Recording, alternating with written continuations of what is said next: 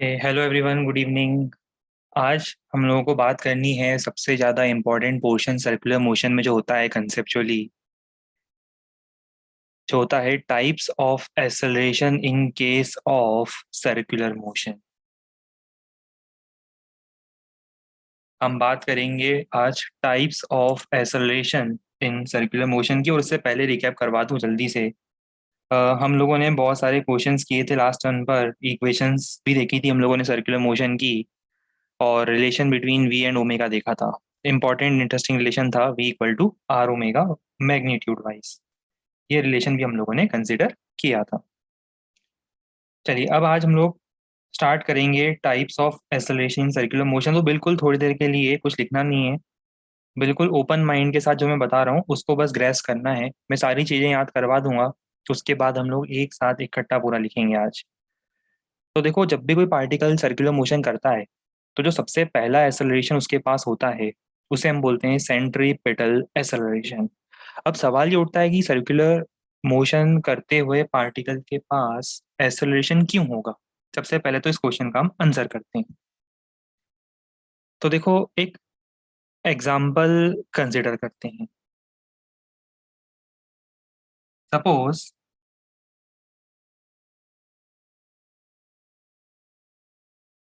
आप एक car drive कर रहे हो और आगे आपके पास दो ऑप्शंस हैं, एक सर्कुलर ट्रैक है और एक स्ट्रेट लाइन पाथ है। ये दो ट्रैक दिख रहे होंगे आपको। आप लेफ्ट में जाओगे तो सर्कुलर ट्रैक आ जाएगा, स्ट्रेट जाओगे तो वो एक स्ट्रेट ट्रैक है जो आपको दिख ही रहा है डायग्राम में। अब मान लो कि आपके व्हीकल को आप स्ट्रेट ट्रैक पर ले जाते हो कांस्टेंट स्पीड से।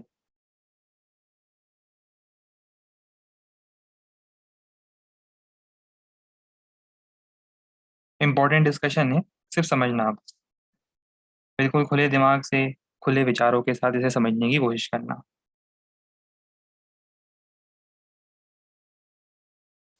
मान लो हर बार आपकी स्पीड होती है 72 किलोमीटर पर आवर, मतलब 20 मीटर पर सेकेंड।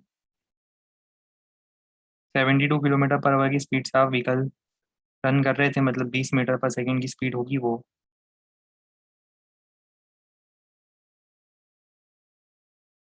चलो, अब मुझे बताओ इस स्ट्रेट ट्रैक में आपका एक्सेलरेशन कितना है।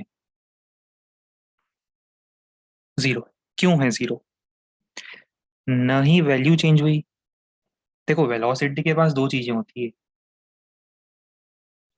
वेलोसिटी के पास दो चीजें होती है।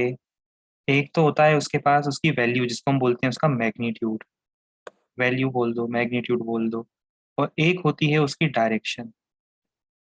और हमने काइनेमेटिक्स में आपको लिखवाया था, दोनों में से कोई भी एक चेंज कर जाए तो वेलोसिटी चेंज होगी, और वेलोसिटी चेंज होने का मतलब तो एक्सेलरेशन होता है।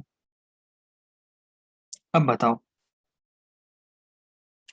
स्ट्रेट लाइन पाथ में ना वैल्यू चेंज हुई ना डायरेक्शन चेंज हुआ, तो जीरो एक्सेलरेशन।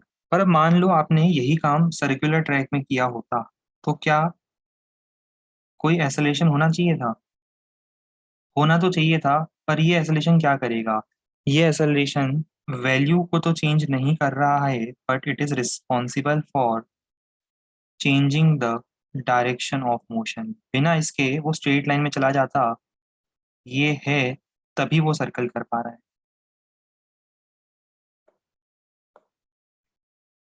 तो बेसिकली ये जो एक्सेलरेशन है ये क्या करता है बताओ। सबसे पहला एक्सेलरेशन जो उसके पास होना चाहिए वो है सेंट्रीपिटल एक्सेलरेशन। सबसे पहला पॉइंट, ये क्या करता है? ये वैल्यू चेंज नहीं करता है। क्या करता है फिर ये डायरेक्शन चेंज करवा कर उसको सर्कुलर मोशन कराने की कोशिश करता है। बिना इसके वो स्ट्रेट लाइन में चला जाएगा। ये एक्सेलरेशन होगा तभी वो सर्कुलर पाथ में आ पाएगा। बिना उसके वो बेचारी कार सीधे निकल जाएगी, सर्कुलर ट्रैक फॉलो नहीं कर पाएगी। सर्कुलर ट्रैक फॉलो करने के लिए हमेशा एक फोर्स होना चाहिए जो उसको सेंटर की तरफ लगकर उसे सेंट्रीपिटल, देखो नाम क्यों पड़ा, सेंट्रीपिटल, टुवर्ड्स सेंटर। सेंटर की तरफ ये एक्सेलरेशन लग के उसकी डायरेक्शन को बार बार चेंज करता है।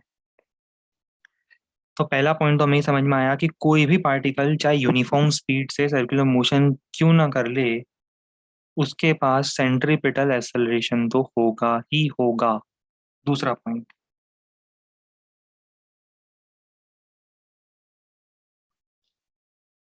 इसकी वैल्यू कितनी होती है? तो इसकी वैल्यू होती है v² बाय r। ये हम आगे प्रूव करेंगे, अभी प्रूव नहीं करेंगे। आज मैं आपको सिर्फ इसका मीनिंग, इसके पॉइंट्स और इसके क्वेश्चन बताऊंगा। फिर हम इसको एक दिन अलग से प्रूव भी करेंगे कि इतना आता है ये। इसको हम अलग से प्रूव करेंगे, अभी बीच में डाल के कंफ्यूजन नहीं करेंगे क्रिएट। पहले पूरी थ्योरी समझ लेंगे, इसका अलग से एक छोटा सा प्रूफ होगा, वो हम अलग से देखेंगे, conceptual proof. a = v² by r derive करके हम बताएंगे एक दिन। पर अभी आप याद रखो कि इसकी वैल्यू होती है v² बाय r। अच्छा, v कितना होता है? v = r ओमेगा होता है। तो ये क्या जाएगा, v²बाय r या फिर ओमेगा²r। तो आप दोनों वैल्यूज लिख सकते हो। r is radius, r is radius of the track. चलो, अब इस एसलेशन की वैल्यू बता दी। और ये एसलेशन कहाँ लगता है? ये एसलेशन लगता है टुवर्ड सेंटर।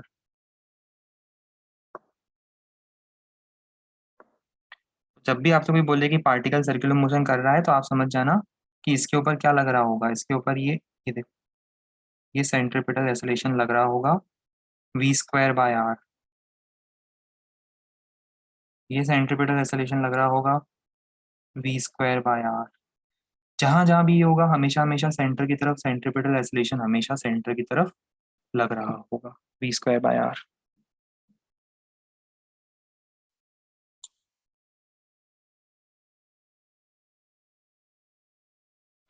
समझ में आया? तो क्या क्या याद करा अभी हमने?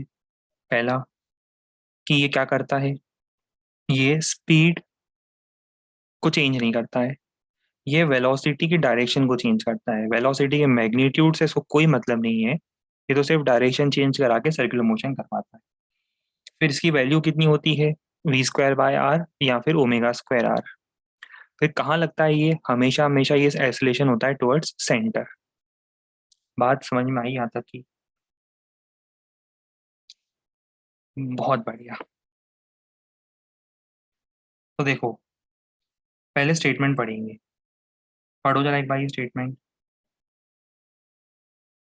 भले ही स्पीड कांस्टेंट क्यों ना हो, एक एक्सेलरेशन होगा जो कि वेलोसिटी की डायरेक्शन को चेंज कर रहा होगा, जिसे हमने कहा सेंट्रीपिटल एक्सेलरेशन। इसकी वैल्यू कहाँ लगता है? सेंटर पर। और इसीलिए कई बार इसको कभी कभी हम रेडियल भी बोल देंगे। रेडियल एक्सेलरेशन समझ जाना, सेंट्रीपिटल है वो। रेडियल मतलब सेंट्रीपिटल की बात हो रही होगी। चलो, ये समझ में आ गया। बहुत बढ़िया। अब पहले इसको नोट करते हैं, फिर दूसरा एक्सेलरेशन समझेंगे।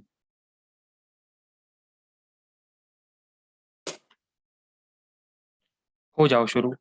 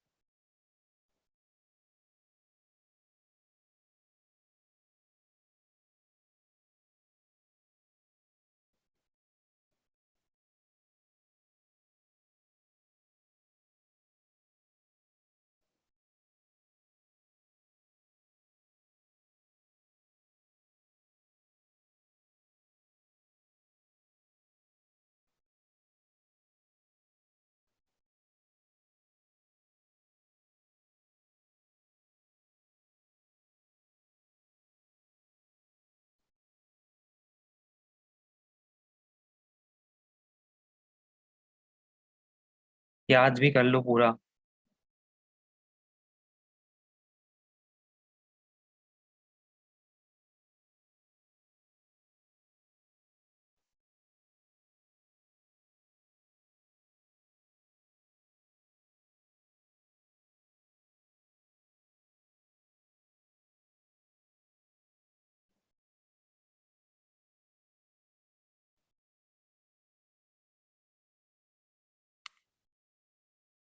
वी यहाँ पे टेंजेंशियल स्पीड, एक ही स्पीड होती है उसके पास, वो होती है टेंजेंशियल स्पीड। जो टेंजेंट पे होती है हमेशा टेंजेंशियल स्पीड ही होती है वो भी। और ओमेगा एंगुलर स्पीड।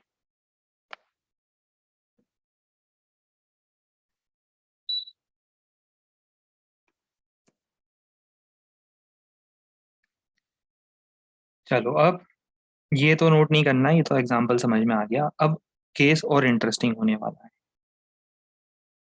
अब मान लो कि आपने डिसाइड किया कि आप स्ट्रेट लाइन पाथ में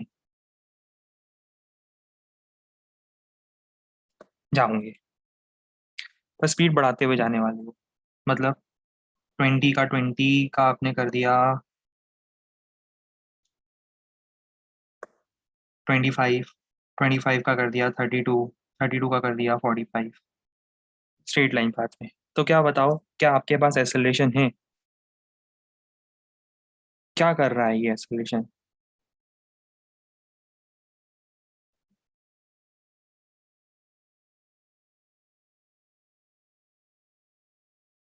ये मैग्नीट्यूड को चेंज कर रहा है।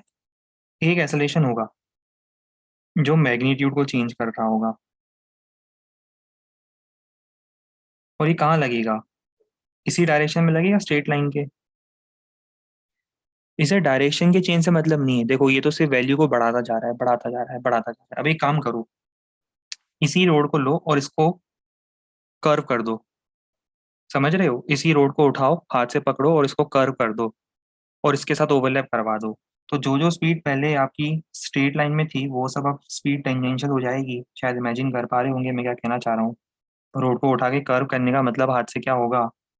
उसको उठाओ और उसको इस रोड के साथ ओवरलैप करवा दो, कर्व पाथ के साथ। तो 20 का 25, 25 का 32, 32 का 45। और आप इसमें एक चीज समझो कि जो एक्सेलरेशन पहले स्ट्रेट लाइन में था, वो अभी हर बार टेंजेंट पर होगा। क्यों होगा, समझ में आ रहा है? स्ट्रेट लाइन को अगर आप कर्व करोगे सर्कल के ऊपर, तो अब वो जो डायरेक्शन होगी वो हर बार टेंजेंशियल होगी। तो बस इसी एक्सेलरेशन को नाम दिया जाता है टेंजेंशियल। तो सबसे पहला पॉइंट, वो टेंजेंशियल क्यों बोल रहे हैं? कुछ बता सकते हो टेंजेंशियल क्यों बोल रहे हैं?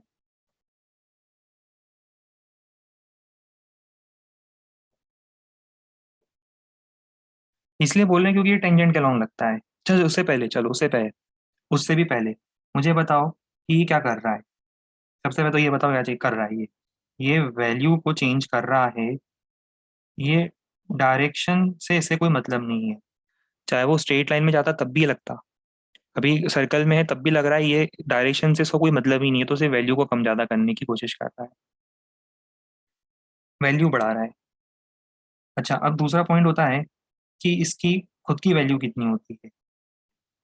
तो देखो इंटरेस्टिंग बात, आपको याद है टेंजेंशियल स्पीड क्या होती थी?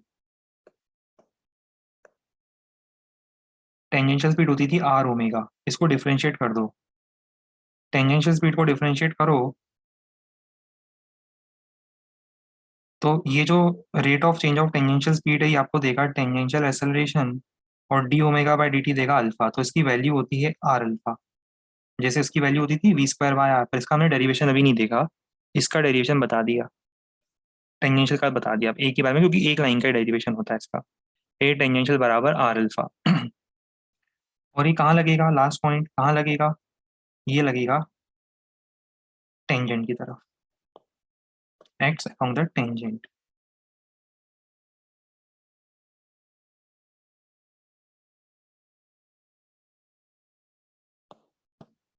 बस इतनी सी स्टोरी है। यही कंसेप्ट अगर हमने पूरा एब्जॉर्ब कर लिया, इसको डाइजेस्ट कर लिया, तो लाइफ लॉन्ग कभी सर्कुलर मोशन में कोई दिक्कत नहीं आएगी।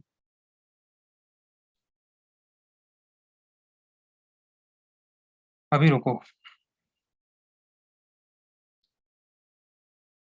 पढ़ो।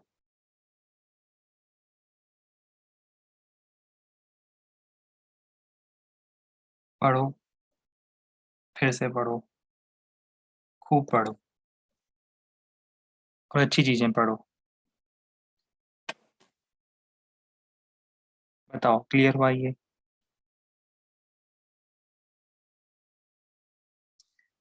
चलो कुछ और पॉइंट्स भी बताऊंगा, पर इससे पहले इतना जितना पढ़ा है उतना लिखो।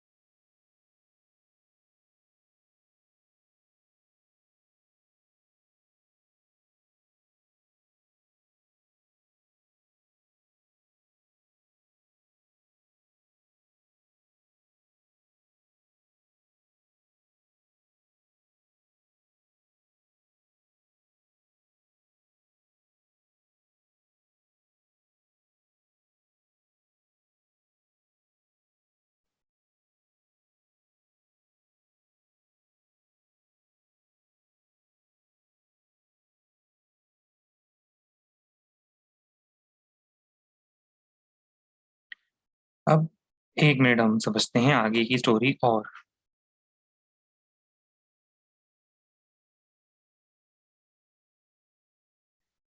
देखो, पढ़ो जरा क्या लिखा है।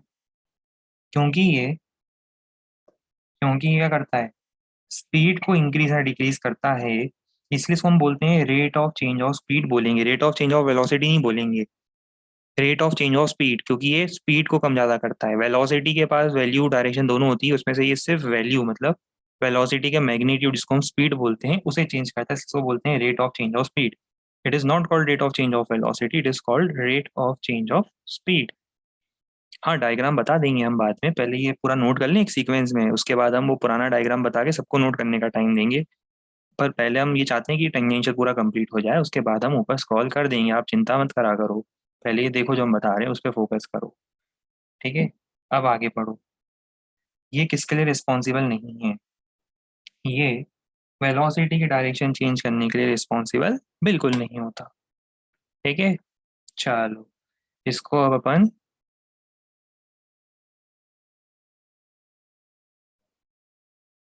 नोट करेंगे आगे के दो पॉइंट्स को।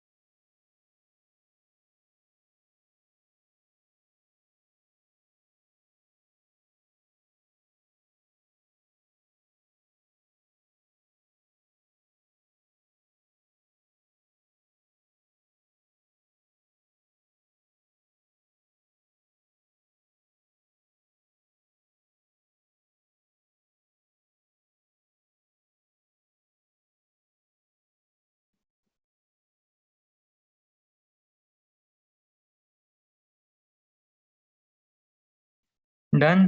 अब अब इसे नोट कर लो एक साथ पूरा, तो आपको याद हो जाएगा कि हमने क्लास में क्या पढ़ा था।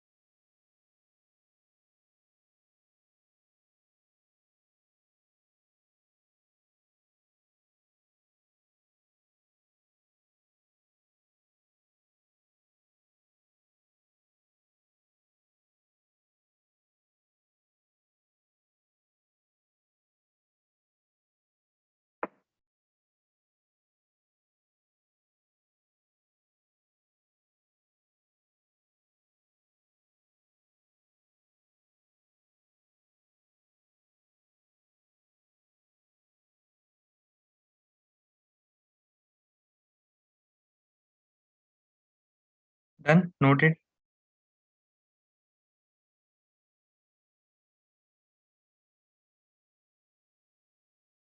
चलो अब सब कुछ लिखने के बाद अब दोनों एस्लेशन का सम वो होता है नेट, या जिसको हम बोलते हैं टोटल एस्लेशन। अब देखो समझते हैं।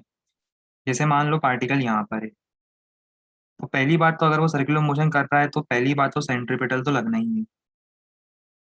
और अगर स्पीड भी बढ़ रही होगी तो टेंजेंशियल भी लगेगा। अब अगर इन दोनों का मैं रिजल्टेंट निकालूंगा तो रिजल्टेंट कैसे निकलेगा? दो वेक्टर्स का एडिशन निकालना आता है आपको? ये दो वेक्टर्स का रिजल्टेंट होगा। ये है ए टोटल। नेट एसोलेशन बोल दो, टोटल एसोलेशन बोल दो, तो a total is the vector addition of centripetal and tangential. पर क्या मैं इसको वैल्यू वाइज ऐसा लिख दूं अब?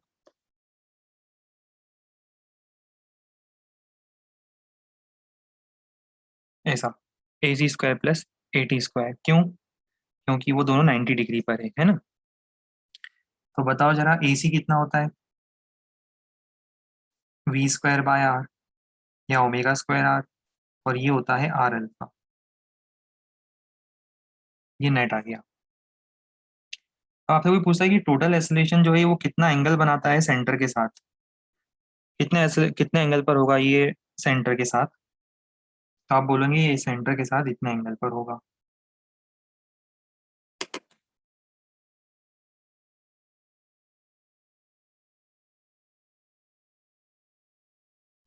तो बेसिकली दोनों का रिजल्टेंट मिलाकर हम लेंगे total oscillation.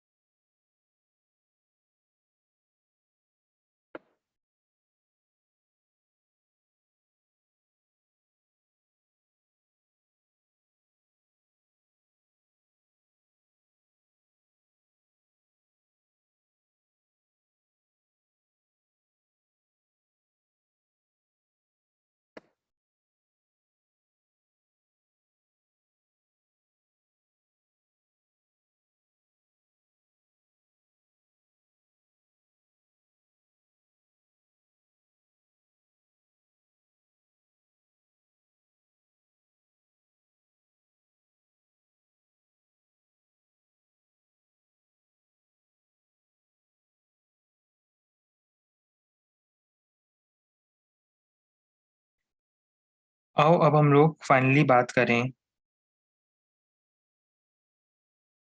Types of circular motion. Types of circular motion में सबसे पहला होता है यूनिफॉर्म सर्कुलर मोशन। कौन सा डायग्राम देखना चाहते हो भाई?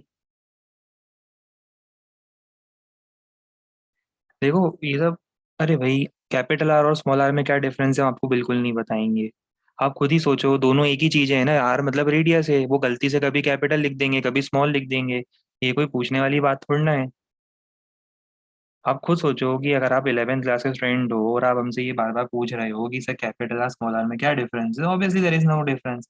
वो हमने गलती से यहाँ कैपिटल आर लिख दिया, आप उसको चेंज करके खुद से ही कर लो लॉजिकली स्मॉल आर। ये लो हम पूरा लिख देते हैं, एक एक चीज लिख देते हैं। ये लो बस, ये लो, ये आर इज रेडियस, अलग से भी लिख देते हैं।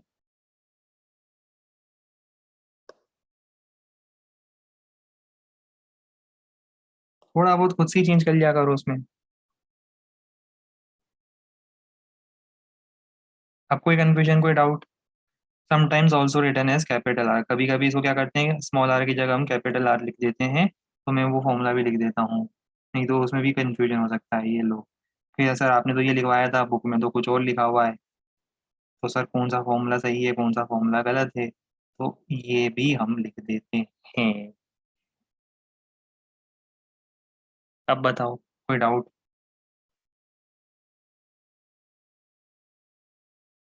थोड़ा बहुत माइनर चीजें इधर उधर कर देते हैं तो उसको समझ जाएगा, कंसेप्ट पर ध्यान दिया करो, बाकी माइनर चीजें इधर उधर से सही कर लिया करो खुद से ही। ठीक है। अब बात करेंगे टाइप्स ऑफ सर्कुलर मोशन की। अब बहुत जरूरी काम है इसमें कि देखो, हमने अभी एसलेशन का मतलब समझ लिया, दो एसलेशन समझ लिए, उनका रिजल्टेंट देख लिया। अब सर्कुलर मोशन कितने टाइप के हो सकते हैं? तो देखो, सबसे पहला केस होता है, सबसे पहला सर्कुलर मोशन होता है, इसको हम बोलते हैं UCM, uniform circular motion, UCM.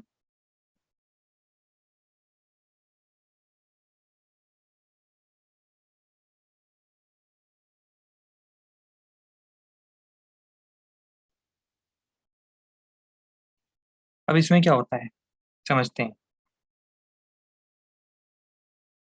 इसमें क्या होता है कि जो टेंजेंशियल स्पीड होती है पार्टिकल की वो कांस्टेंट होती है। मतलब अगर आप सर्कुलर जॉगिंग ट्रैक में हो और आप जॉगिंग कर रहे हो और आप कांस्टेंट स्पीड से जॉगिंग कर रहे हो, तो ये जो सर्कुलर मोशन होता है जिसमें आपकी स्पीड हमेशा कांस्टेंट रहती है।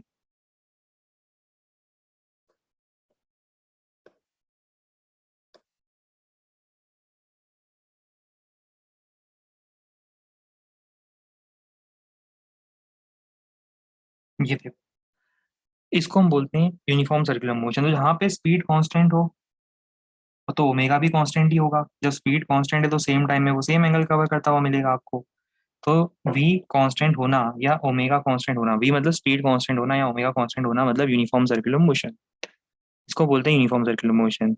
अच्छा, इससे पहले कि मैं इसके और पॉइंट्स बताऊं, क्या नॉन यूनिफॉर्म बता सकते हो उसमें क्या होगा? मान लो आप सर्कुलर ट्रैक में कांस्टेंट स्पीड से जॉगिंग कर रहे हो और एकदम से आपके पीछे डॉगी आ जाता है, तो क्या होता है फिर क्या यूनिफॉर्म सर्कुलर मोशन होता है? नहीं। उसे देखने के बाद क्या होता है, एकदम से स्पीड बढ़ना शुरू हो जाती है। तो उसमें अपनी स्पीड, चाहे वो टेंजेंशियल स्पीड बोल दो, अगर वो चेंज होगी तो एंगुलर स्पीड भी चेंज होगी। तो जब वो वेरी कर जाता है तो उसे हम बोलते हैं नॉन यूनिफॉर्म सर्कुलर मोशन।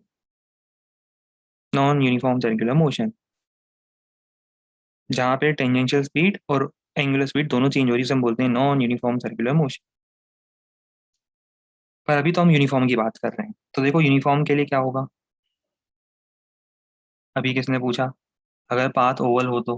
भाई ये बताओ, आप कौन सा मोशन पढ़ रहे हो, ओवल मोशन पढ़ रहे हो कि सर्कुलर मोशन पढ़ रहे हो? पहले तो आप ये डिसाइड करो। फिर आप ये डिसाइड करो कि आप इंजीनियरिंग की प्रिपरेशन कर रहे हो कि कॉमर्स की प्रिपरेशन कर रहे हो। पहले सब चीजें डिसाइड करो, पहले हमें बताओ। पहले ये बताओ कि अगर पाथ ओवल हुआ तो क्या, ये अभी हम कौन सा मोशन पढ़ रहे हैं? नाम तो लिखा है सर्कुलर मोशन, आप बोल रहे हो ओवल पाथ के लिए क्या करें?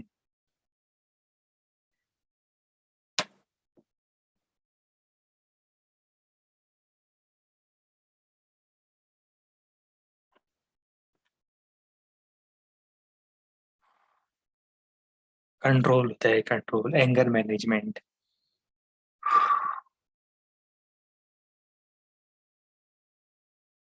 हाँ, अब हम बता रहे थे ओवल मोशन नहीं है, सर्कुलर मोशन है, ठीक है। ये कोई ऐसा वैसा मोशन नहीं है, इसे कोई ऐसा वैसा मोशन मत समझो। ये है मोशनों का मोशन, यूनिफॉर्म सर्कुलर मोशन, ठीक है। तो देखो, यूनिफॉर्म सर्कुलर मोशन का आपने मीनिंग समझ लिया, वी कांस्टेंट, ओमेगा कांस्टेंट। अब जरा एक चीज और देखो जरा, क्योंकि टेंजेंशियल एक्सेलरेशन होगा ही नहीं, अगर होता तो स्पीड चेंज होती। अब अगर ए टेंजेंशियल जीरो है तो हमें पता है ना, a tangential equal to r alpha होता है। और क्योंकि ए टेंजेंशियल जीरो होगा यहाँ पर, तो अल्फा भी जीरो होगा। तो क्या मैं ऐसा लिख दूं डायरेक्टली इसमें, इसमें ऐसा लिख दूं कि both A tangential and alpha will be zero. Alpha zero होने के साथ साथ ये दोनों जीरो हैं। और एंगुलर स्पीड इंटू टाइम से आपको क्या मिलेगा, एंगुलर स्पीड इंटू टाइम से आपको सीधा थीटा मिल जाएगा, क्योंकि half alpha t square zero है। वैसे ही distance equal to speed into time, वैसा हो जाएगा काम। तो एंगुलर स्पीड हो जाएगी इसकी थीटा बाई टी। ये फॉर्मूला मैं पहले ही बता चुका हूँ टाइम पीरियड का। पर देखो, इसके पास ये जरूर होगा, सेंट्रीपिटल तो होगा। टेंजेंशियल तो अपन ने बता ही दिया ऊपर की जीरो होता है, पर सेंट्रीपिटल तो होगा। क्यों होगा सेंट्रीपिटल, ये बताओ। क्योंकि सर्कुलर मोशन है तो सेंट्रीपिटल तो हर बार होगा ही होगा, होता ही है वो तो, बिना किसी डाउट के वो तो होना ही है।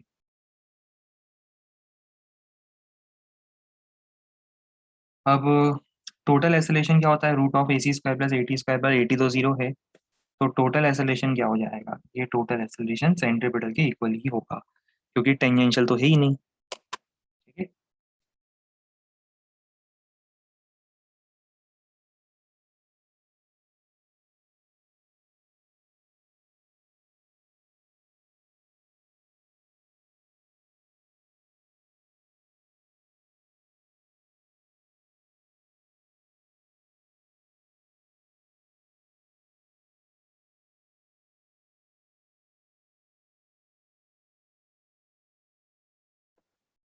चलो इसे नोट करना शुरू कर दें क्या, पूरा समझ में आ गया।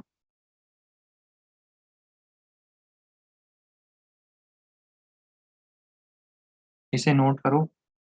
टाइप्स ऑफ सर्कुलर मोशन में पहला है, दूसरा मैं आपको बताऊंगा अभी, नॉन यूनिफॉर्म। पहले तो यूनिफॉर्म समझ लो, उसको पूरा एब्जॉर्ब करो, फिर नॉन यूनिफॉर्म की बात होगी।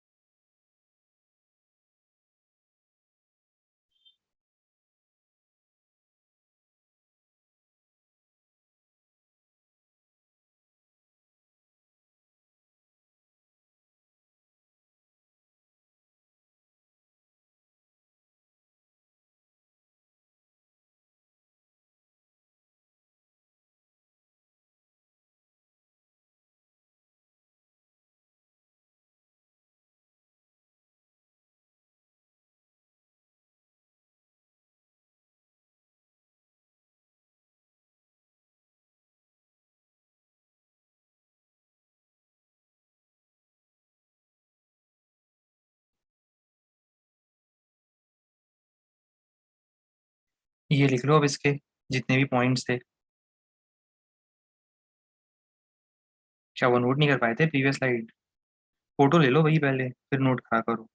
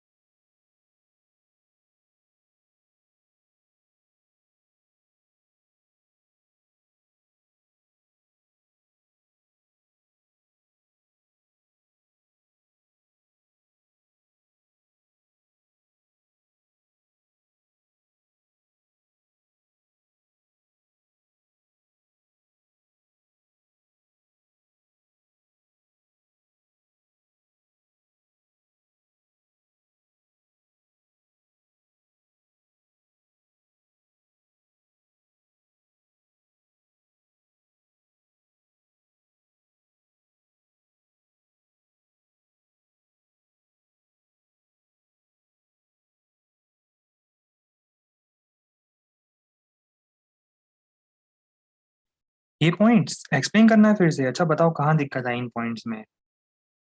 चलो हमें ये बताओ कि कौन से वाले पॉइंट में दिक्कत आई आपको, पहला, दूसरा और तीसरा।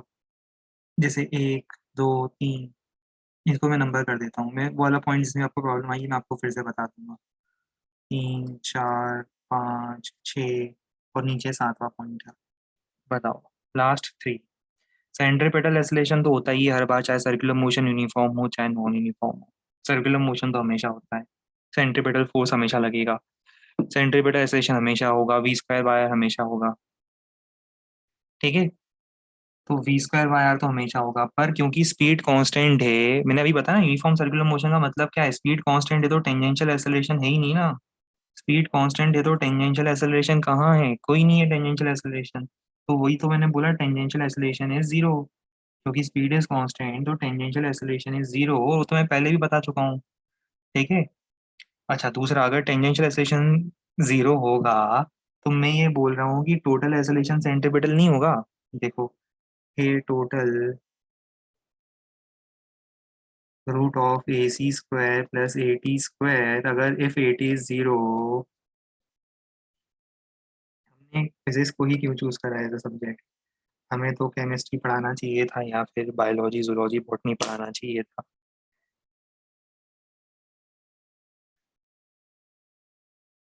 One mistake of my life, ये फिजिक्स चूज किया गया।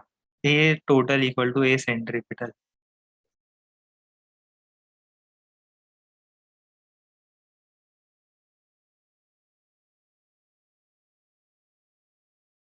ठीक है। चलो, अब यूनिफॉर्म के बाद दूसरा क्या होगा बताओ?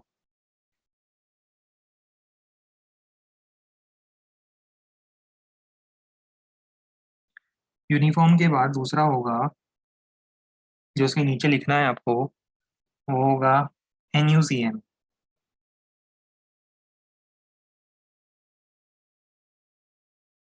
बताओ क्या करूंगा?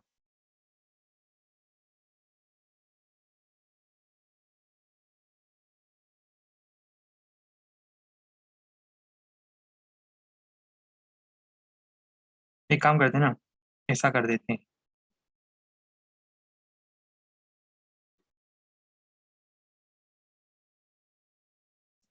Does not remain constant. ठीक है। इसमें v is not equal to constant. तो ओमेगा इज ऑल्सो, मैं लिख देता हूँ ना, अच्छे से लिख देता हूँ, तो यहाँ पे कंफ्यूजन क्रिएट करने वाले बहुत लोग भी बैठे हैं। सर ये क्या हुआ, क्या लिखा है, हमें तो कुछ समझ नहीं आ रहा।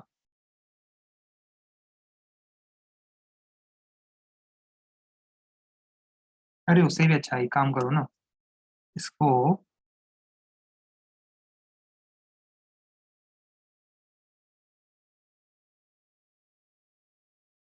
अरे इतनी मेहनत करी फिर आ गया ये। इतनी मेहनत करी हमने उसके, हाँ अब सही हुआ। v is variable, omega is also variable. जब दोनों वेरिएबल हो, मतलब दो का चार, चार का तीन, तीन का सात, अपने आप कम ज्यादा होती जा रही है।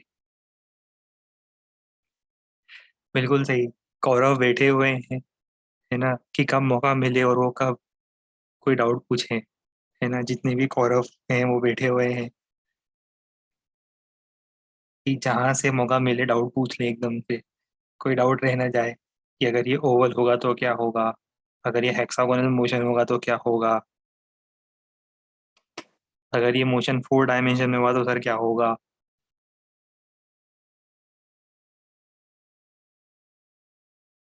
तो ये पॉइंट सबको क्लियर है?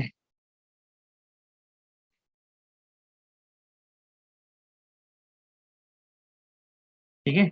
Circular motion in which tangential speed of the particle does not remain constant is called. एक छोटा सा पॉइंट और ऐड करेंगे यहाँ पर, नॉन यूनिफॉर्म। अच्छा हुआ कौरवों की नजरों से बच गए, वरना अभी कौरव वापस एक्टिव हो जाते और वो पूछने लगते कि सर ये यूनिफॉर्म कैसे हो गया। ठीक है। चलो ये पॉइंट सबको क्लियर है।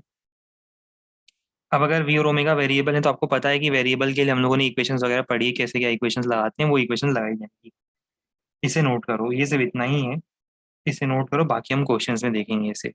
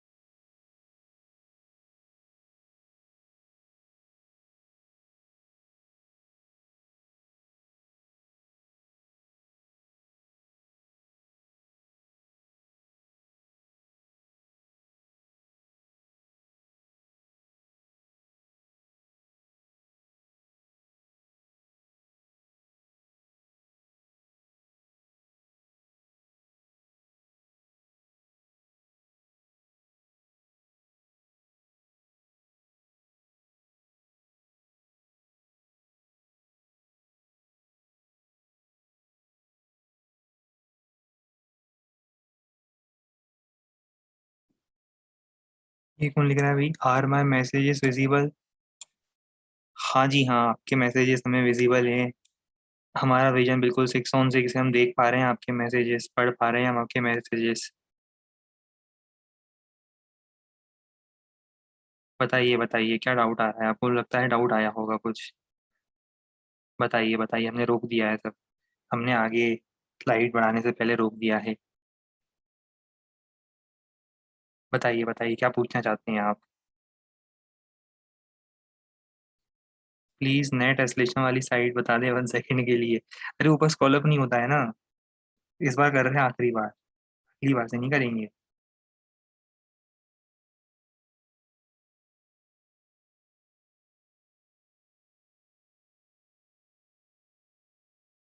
लो, अब करो क्वेश्चन सॉल्व। अब लपक लपक के आपको क्वेश्चन सॉल्व करने हैं।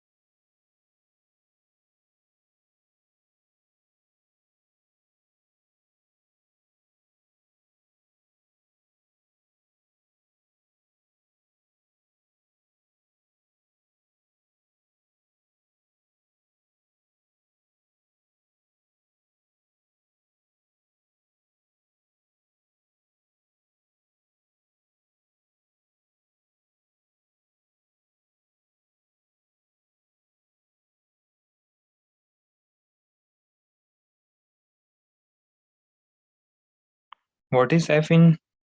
एफ क्या है यहाँ पे? Very good question. You are a very good question. ये जो आपने पूछा है, ये एफ क्या है? It is a very very very good question. मैंने लिखा क्यों नहीं है? इट इज माई फॉल्ट कि मैंने लिखा नहीं। One by time period is called frequency. Frequency is the reciprocal of time period. It is basically the number of complete revolutions per second.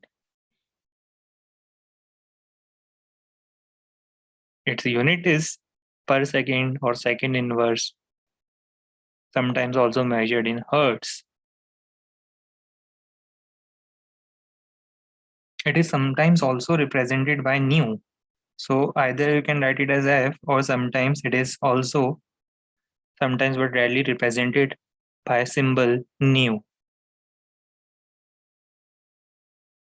So frequency indirectly is the reciprocal of time period, and it can be written as f equal to 1 by t.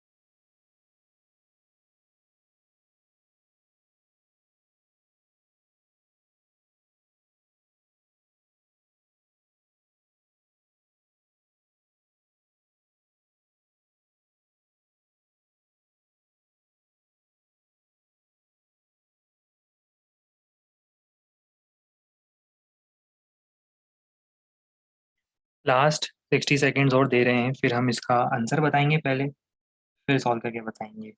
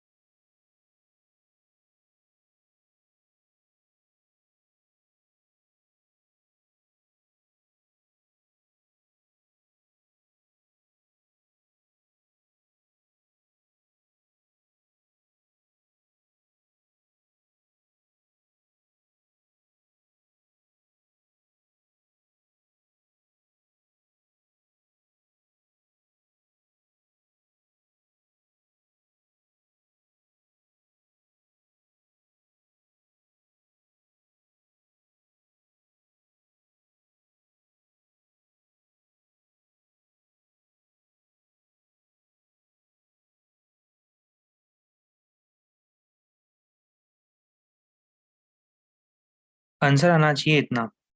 अब देखो कैसे आएगा। Starting from rest, a car moves in a circular track of radius 200 metre, और इसकी final speed हो जाती है 20 metre पर सेकेंड। तो क्या मैं ऐसा बोलूँ इसकी इनिशियल स्पीड 0 थी, और 8 सेकेंड बाद इसकी फाइनल स्पीड अगर 20 हो गई, तो मुझे बताओ ये कौन सा एक्सेलरेशन था जिसने इसकी स्पीड ऐसी कर दी? कौन था वो? टेंजेंशियल था। बिल्कुल सही। तो अब लगा दो आप v equal to u plus a T.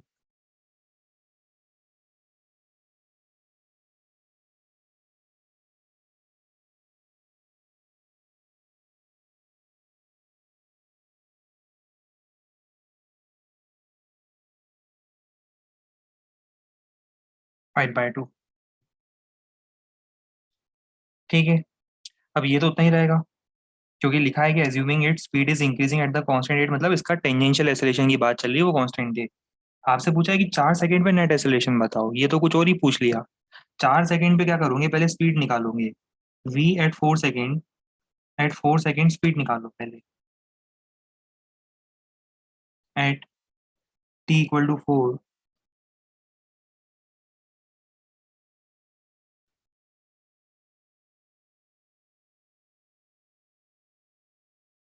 हमें लगता है कि स्टाइलस की बैटरी खत्म हो चुकी है। अब ऐसे में क्या किया जाए? रुको, हम चार्जिंग पे लगाते हैं।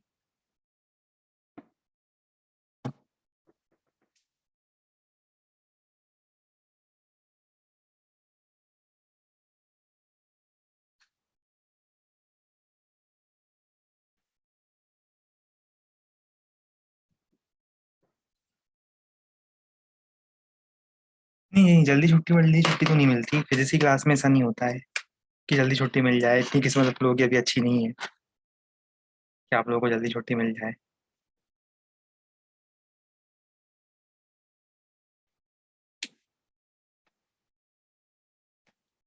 देखते हैं चलता है क्या। किस्मत अच्छी है आप लोगों की, मुझे ऐसा लग रहा है कि चल नहीं रहा है ये।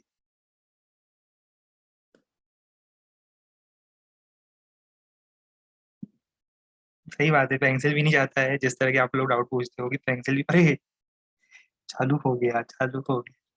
यस, कोई छुट्टी नहीं होगी, चालू हो गया, चालू हो गया। देखो, एट t = 4 सेकेंड। इतनी खुशी हो रही है हमें अब। ठीक है, आप लोगे दुखी का होगा, और हमारे लिए खुशी का वो है एनवायरनमेंट। चालू हो गई पेंसिल एट t = 4। खुश तो बहुत होंगे आप लोग 1 मिनट के लिए ना, मन ही मन बड़े खुश हुए होंगे कि आज तो हमें छुट्टी मिल गई। फील गुड फैक्टर तो आया होगा। 1 सेकेंड के लिए ही सही खुश तो हुए थे आप लोग। चलो अब देखो, eight t = 4, v = u + at, u + a tangential into T. T कितना? 4। तो स्पीड कितनी आ रही है इसकी उस सेकेंड पर? 10। अभी जो स्पीड आ रही है 10, इससे आप सेंट्रीपिटल एक्सेलरेशन निकाल लो। v² / r कितना है? 200। तो ए सेंट्रीपिटल आ रहा है 1/2। टेंजेंशियल आ गया, सेंट्रीपिटल आ गया, नेट बताओ क्या होता है?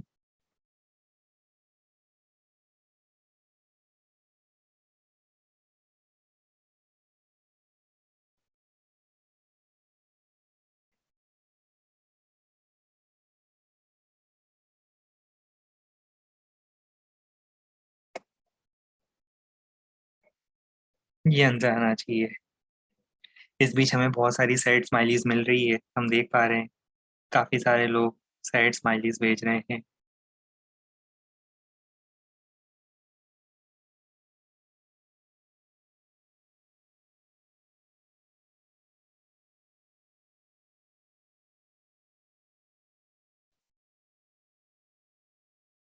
जल्दी छुट्टी आप लोगों की किस्मत में ही नहीं लिखी थी, तो हम क्या कर सकते हैं।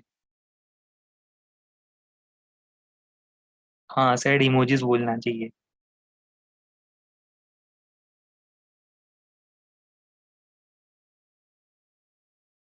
हमने यूनिट नहीं लिखी एक्सेलरेशन की, लिख देते हैं मीटर पर सेकेंड स्क्वायर। खुश। टाइम की यूनिट भी लिख दें, स्पीड की यूनिट भी लिख देते हैं। चलो एक काम करो, छुट्टी चाहिए ना, तो अगले 5 क्वेश्चन सही करके बता दो, हम आपको छुट्टी दे देंगे बस। अगले 5 क्वेश्चन हमें सही करके बता दो, हम आपको दे देंगे छुट्टी। हम मना थोड़ा ना कर रहे हैं आपको किसी चीज के लिए। लो भाई, ये लो, क्वेश्चन नंबर 1 ये रहा।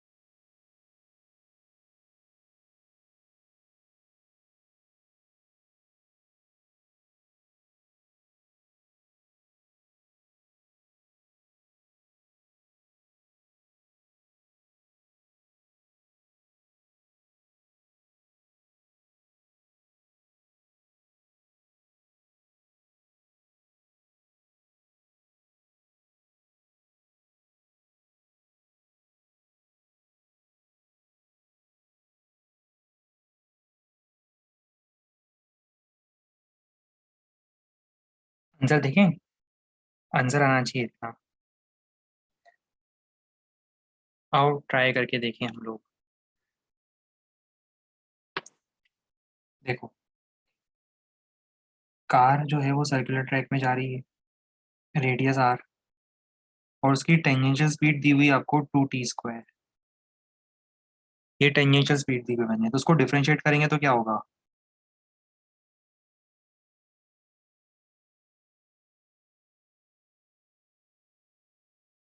मतलब आपको टेंजेंशियल एक्सेलरेशन तो मिल गया, ये आपको मिल गया टेंजेंशियल एक्सेलरेशन।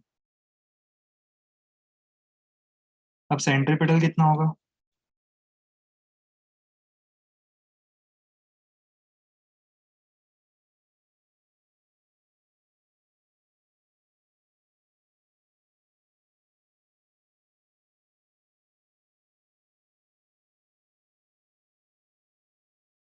अब आपको पता है टोटल एक्सेलरेशन कितना कैसे निकालते हो? ए टोटल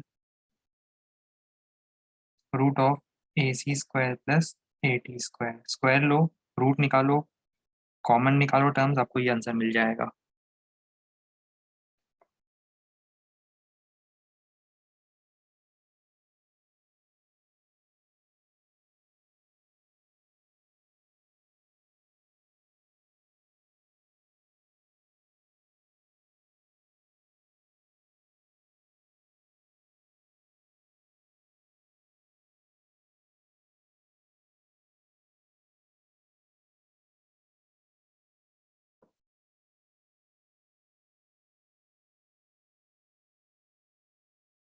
चलो एक क्वेश्चन तो हो गया हमारा सक्सेसफुली, 4 क्वेश्चन और बचे, फिर आप फ्री ही फ्री हो।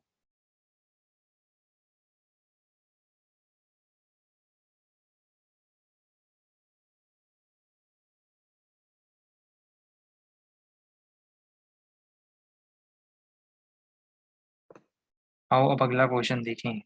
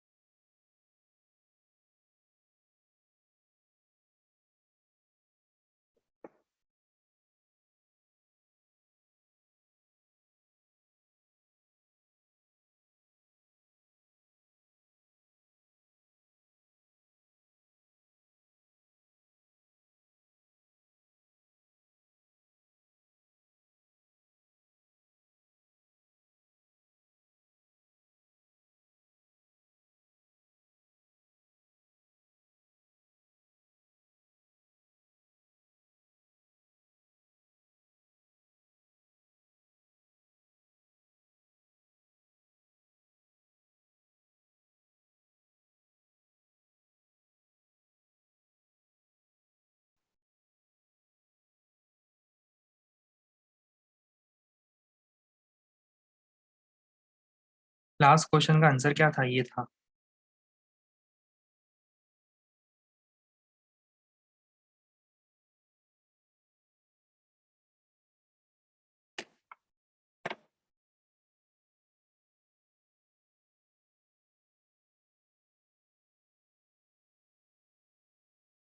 ये इंटरेस्टिंग क्वेश्चन है, कंसेप्चुअली अच्छा क्वेश्चन है काफी। वेक्टर्स का यूज करना है इसमें आपको, और इसलिए क्वेश्चन अच्छा बन जाता है।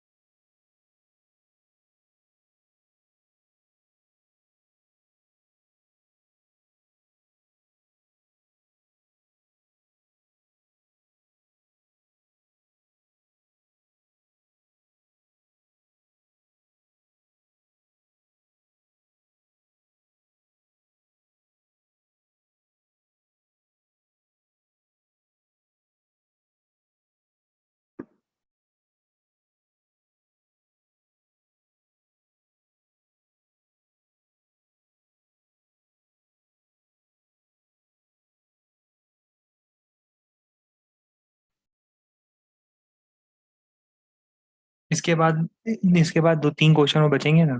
अभी तो दो ही हुए ना, तीन क्वेश्चन और बचेंगे इसके बाद। लास्ट क्वेश्चन थोड़ा नहीं है। चलो अब इसको सॉल्व करते हैं। देखो क्या होता है कि आप इसको ऐसा समझो कि मान लो पार्टिकल की वेलोसिटी इधर है। सपोज ये वेलोसिटी वेक्टर है, और मान लो ये एक्सेलरेशन वेक्टर है। अब इनके बीच में अगर एंगल थीटा है तो मुझे बताओ कि कौन सा कंपोनेंट होगा एक्सेलरेशन का जो वैल्यू को चेंज कर रहा होगा।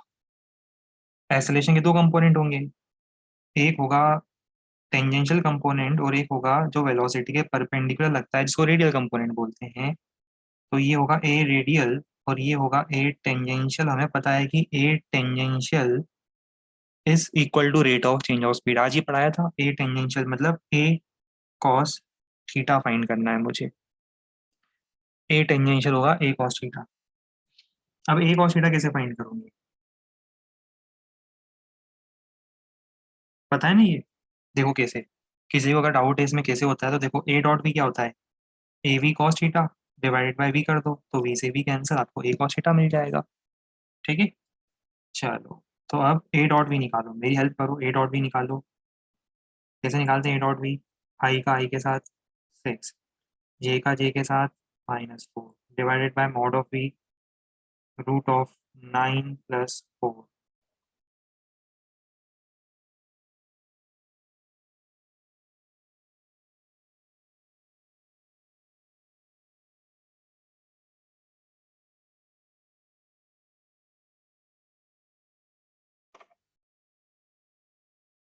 ये रिजल्ट आना चाहिए।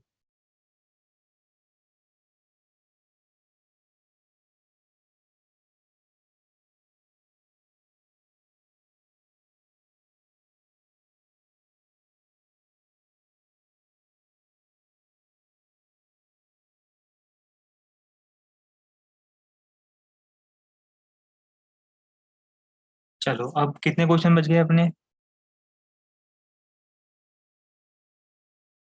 चार क्वेश्चन बच गए ना, और जीरो कहाँ से, चार बचे। पांच की बात हुई थी, एक हो गया, चार बचे। चीटिंग मत करा करो आप लोग। अच्छा अच्छा, थक गए हो।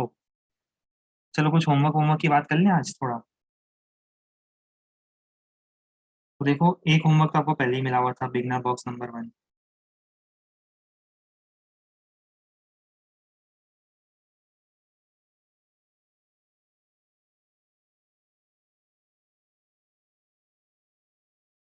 बिगनर बॉक्स नंबर 1 तो शायद आपको पहले ही मिल गया था, नहीं मिला था क्या।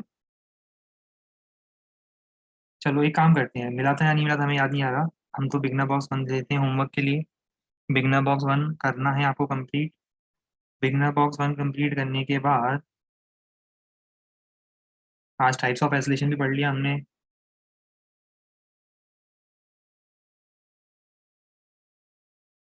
तो आप बिगनर बॉक्स 2 में कर सकते हो सब क्वेश्चन में से। अच्छे क्वेश्चन है, 5 क्वेश्चन हैं, पर थोड़े ट्रिकी होंगे ये। 5 क्वेश्चन हैं, ये करके देखना आप लोग ट्राई। बिगनर बॉक्स 1 और बिगनर बॉक्स 2, ये दो चीजें करनी है बस आपको। ठीक है। ये दो ही वो दे रहा हूँ। ज़्यादा होमवर्क दे रहा हूँ, मुझे पता है आप लोग थक जाते हो, बिजी रहते हो, बहुत सारी दिक्कतें रहती है लाइफ में, तो इसीलिए मैं ज़्यादा आपको स्ट्रेस या लोड नहीं देता हूँ। मैं आपको सिर्फ एक दिन में दो बिगनर बॉक्स दे रहा हूँ बस। बाकी तो कल दूंगा। ठीक है। आज दो करो, बाकी ये दो कल मिलेंगे। ठीक है। चलो इसी के साथ इसको आज यहाँ पे पॉज करते हैं। सॉल्यूशन हम सेंड करेंगे, कर देंगे हम, एक दिन रुक जाओ, कल तक हम सॉल्यूशन सेंड कर देंगे, कल नाइट तक हम सॉल्यूशन सेंड कर देंगे इसके, कल सैटरडे नाइट कंप्लीट होने के बाद हम सॉल्यूशन सेंड कर देंगे। डिस्कशन तो नेक्स्ट वीक ही करेंगे इसका, सॉल्यूशन भी सेंड कर देंगे। ठीक है। चलो इसको यहाँ पे पॉज कर रहे हैं, आगे नेक्स्ट पर सेंट्रीपिटल फोर्स की बात होगी। Goodbye and take care.